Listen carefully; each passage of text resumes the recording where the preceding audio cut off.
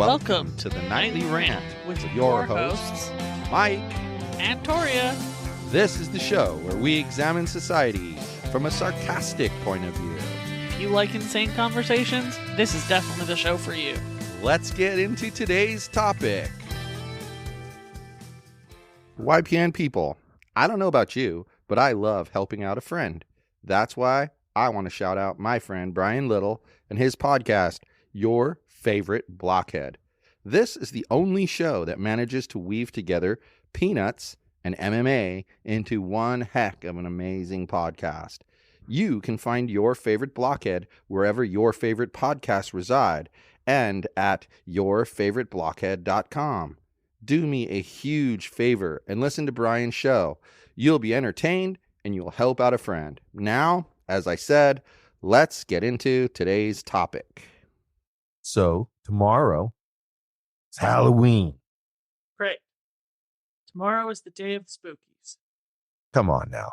That's not the reaction I expected to get out of you, of all people. Yogi's going to bark and go crazy and have a cow. Wait, He's going to have to sit in the octagon with Osiris. No, rewind. Rewind. I get all that. You are the lover of Halloween. I do. If you could, you would own a Spirit Halloween store, only it would be open 24 hours a day, 7 days a week, 365 days a year. You would never close it. That's not true. Yes, it is. I would have a holiday-themed store. It would do... Well, that's a lot more intelligent, so yeah, I could see you doing that. The only reason Spirit Halloween can get away with what they do is because they're owned by Spencer's Gifts, okay? Well, yeah, actually, what it is it's an extra play from Spencer's. Right. Who already has, like, the rest of the year. Yeah, they got it locked up. And then they just go, okay, it's Halloween time. Kaboom. Let me drop a store on you full of costumes and Halloween-y stuff. They're expensive, though. We didn't go even one time this year. Spirit Halloween. Well, no, because, last year we got our decorations. We saved them for this year.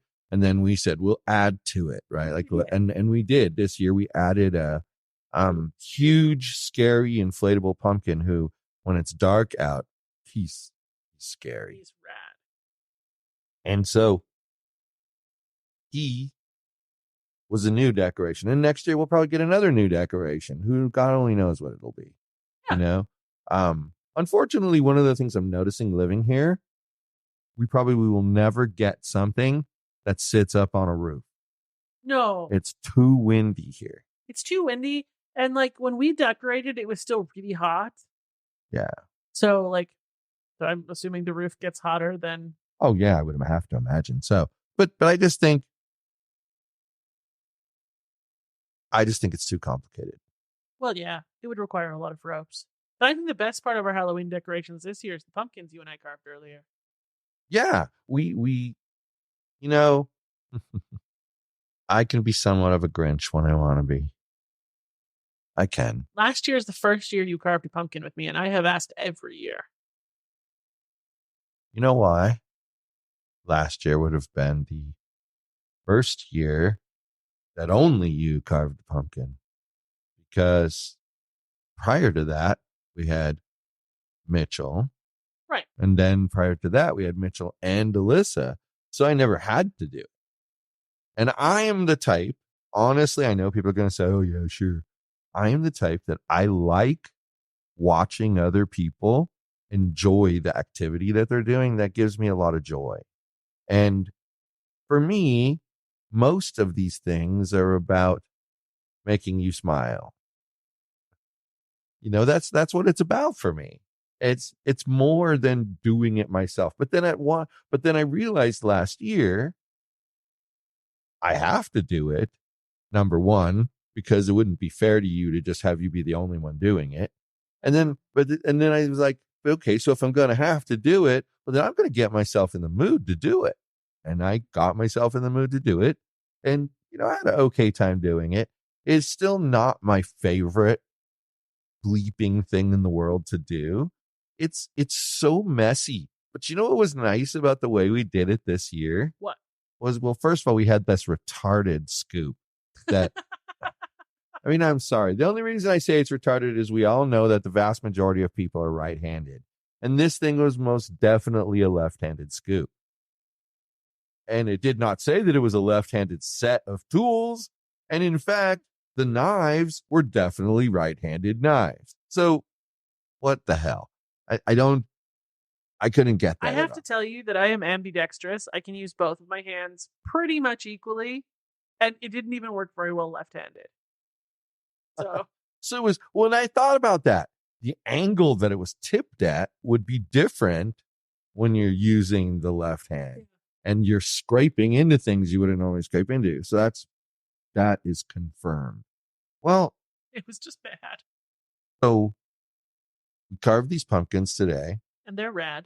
And you'll be able to see a picture of them on Yogi's Podcast Network Instagram. Yes. We, though, actually got a good laugh and had a good time. And, I carved my ever simple, guy with triangle eyes, a triangle nose, a typical mouth with a tooth. And you know what? That's pretty much what I planned on carving, except for mine has a little bit more complex eyes and like 10 teeth. And the teeth are amazing on hers. Like they look like teeth. Mine just looks like somebody's skin going down and around in the shape of a tooth.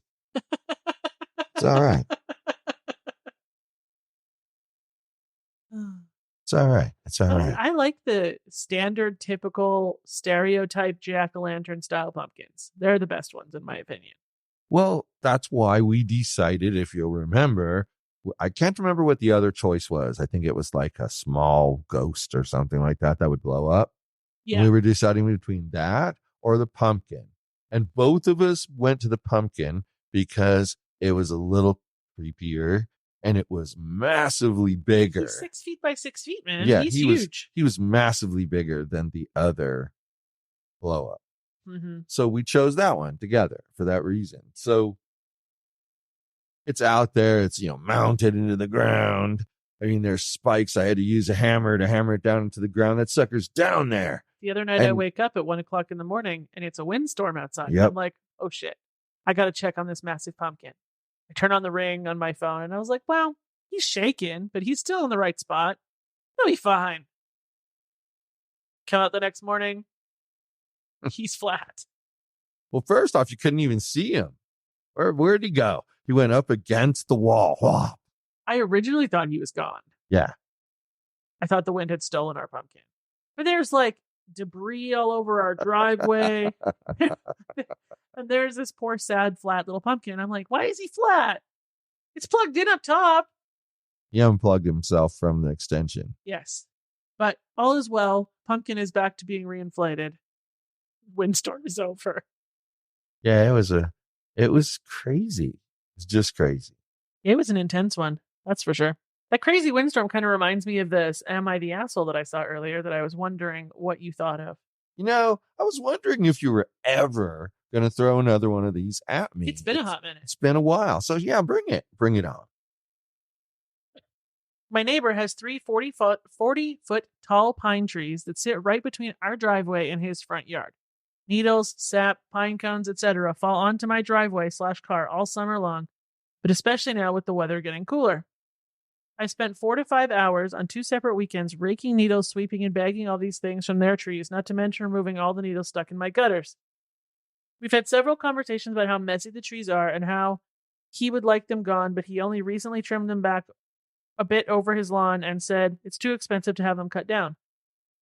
Most of their front lawn is covered in needles, and they raked up some last year at this time, but did nothing this year. They are not old. They party on weekends, so it's not like they need physical assistance, which if that was the case, I'd be more than happy to help them out. It's pretty windy here, and all the crap from their yard is constantly blowing onto my driveway and into my garage if it's open for more than 5 minutes. I've been taking my leaf blower and blowing all the needles back onto their yard for the last week or so because I'm just so tired of cleaning up the needles from their trees 24/7. My other neighbor mentioned that they spoke and didn't appreciate me blowing stuff into their yard. Am I the asshole?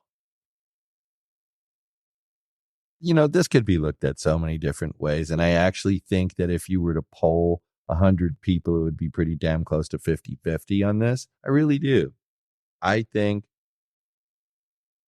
There's even a third way it could go now that I think about it.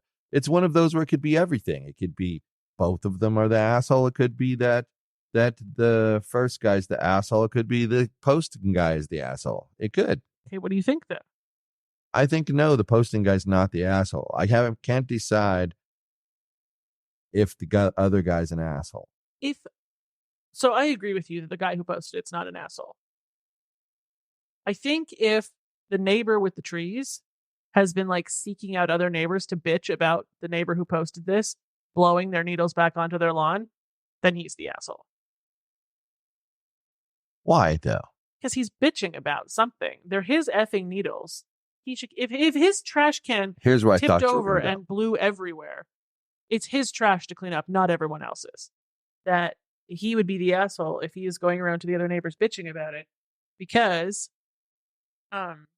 when I said that the best point you were making there is that one, that he's bitching to other people. He's taking the time to go bitch to other people rather than fix the fucking things that are causing him to be upset in the first fucking place. right. So I think that would make the neighbor with the trees the asshole. You have a good point, and you've convinced me now that the neighbor is the Right. asshole. But I think about it, okay, and I think about our driveway. And we have a neighbor that has some very large trees, and his very large trees shit their very large tree buds and whatever else comes off those weird ass looking trees onto our driveway. Year round. That's where all the sticks and dirt and crap on our driveway Yep. came from during this windstorm. Do you want to know why our neighbor's not an asshole? Because when he cleans up his yard and the sidewalk from his bitch ass trees, he sweeps our driveway. Yes, he does. he only does it that one time, Right. which is cool. That's not a problem. But if there was but- a windstorm, he but cleans our driveway. He helps. Yeah. He knows it's his trees causing that. Right. And what happens is this: we could, by rights, complain that your trees are crapping all over. I've got to pay for a gardener, and the gardener's going to charge this much. You need to pay. It's your tree. It's why I got to do it. You could do that.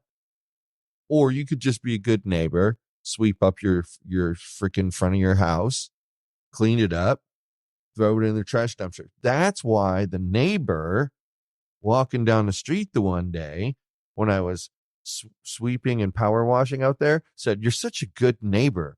It's because I'm not over there going, "Wah, he made a mess. My God, I can't believe it," and bitching to everybody in the whole neighborhood. No, I'm out there cleaning up the mess that I'm tired of looking at. I have to say that sap falling off of a tree onto my car and driveway would probably bother me a little bit more than the dry tree buds that we get. Well, yeah, and that you would just is an easy way to resolve that. You talk to the guy about cutting the trees back to the property line. Then that resolves it. Or, bro, buy me a car cover, or Yeah, that's exactly it. If he could say, "I don't want to cut the trees. They've grown so well." Great. That is awesome. Then I want two things from you. I want you to pay for the detailer who's going to clean up my car because of the sap from your trees. And then I want you to pay for the car cover that the guy's going to put on as soon as he's done detailing my car. I don't think that would be unreasonable. No, I don't think so either. But I think trees are probably one of the biggest neighbor disputes, like anywhere. I see people on this Am I the Asshole place bitching about their neighbor's trees all the effing time. And then That's had, weird. do you remember when our neighbors in the back, right before I got speared by that palm tree needle thing, Yeah. were trimming their palm trees? Yeah. They trimmed our palm tree and threw the palm frond into our yard. Is that how that got there? Passive aggressive much? Like, you think? Like, they couldn't have just cut that palm frond off and thrown it away with their other 900 palm fronds. They had to be Right. fast. Well, no, I get it. That's what I was saying. It was like I was wondering where it came from because I honestly thought that after we cut all those that I missed it. Mm-mm. But That's what I started had looked me around very wanting to carefully. trim them. Oh, you're talking about the one that's out there now. I'm not. Yeah. I'm talking about the original one that I had picked up and put over by the trash dumpster. Before So we that's where even those trimmed. came from? Yeah.